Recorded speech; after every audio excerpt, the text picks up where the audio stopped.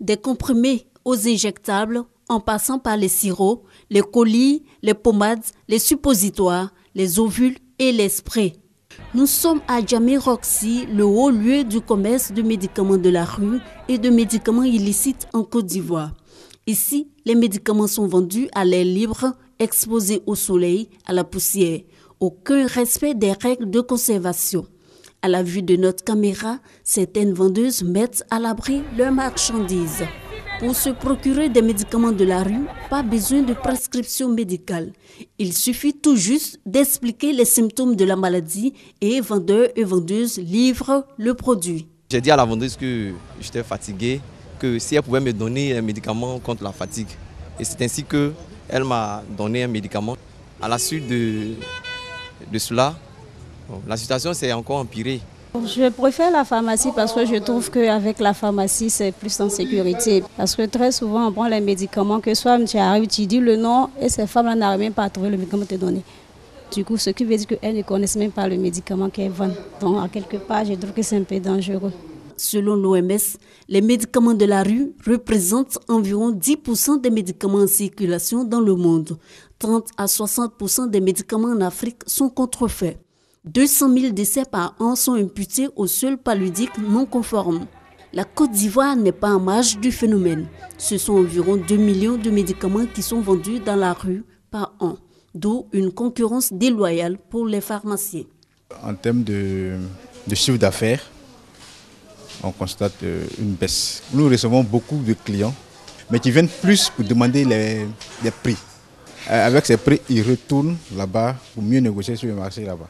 Dans l'esprit de beaucoup, les médicaments en pharmacie sont hors de prix par rapport aux médicaments qui sont au marché. Alors que quelquefois, il y a des médicaments là-bas qui sont plus chers même que ceux qu'ils ont ici. Parce que là-bas, elles font à la tête du client. Sur l'identité de leurs fournisseurs et l'origine de ces médicaments, les vendeuses hors micro ont indexé des délégués médicaux et pharmaciens, sans oublier la porosité des frontières. En 2006, donc, il y a eu 24 pharmacies braquées. En 2010, c'est 68 officines qui ont été pillées, saccagées pour récupérer les médicaments, avec même des grossistes répartiteurs. Depuis l'officine, depuis les grossistes répartiteurs, il y a des individus, ça existe, qui essaient de mettre en place un dispositif pour détourner des médicaments qui vont se retrouver au niveau du marché de la rue. Lorsque des personnes ont été prises la main dans le sac, on fait l'objet de radiation au niveau de l'ordre des pharmaciens. Selon le Conseil national de l'ordre des pharmaciens, les médicaments de la rue en Côte d'Ivoire constituent environ 35% de l'ensemble du marché pharmaceutique, soit 50 milliards de francs CFA. Si vous considérez que les taxes fiscales et puis celles sociales, grosso modo, représentent entre 35 et 40%, l'État perd 20 milliards de francs CFA. Les conséquences sanitaires et sociales sont aussi nombreuses. La chaleur, ça détruit les médicaments.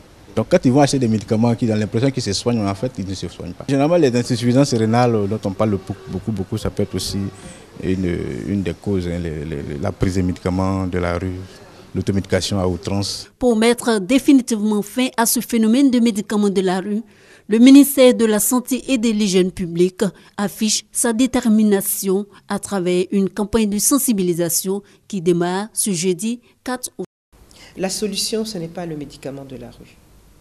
La solution, c'est de vous rendre où il faut, vous faire soigner correctement. Le président de la République est en train de lever tous les plateaux techniques de toutes nos structures sanitaires. N'ayez pas peur de franchir le seuil, d'aller à l'hôpital, de demander conseil, de demander aux médecins de vous prendre en compte et puis de vous faire soigner normalement. Ma santé, ma vie, un concept qui guidera cette campagne de sensibilisation.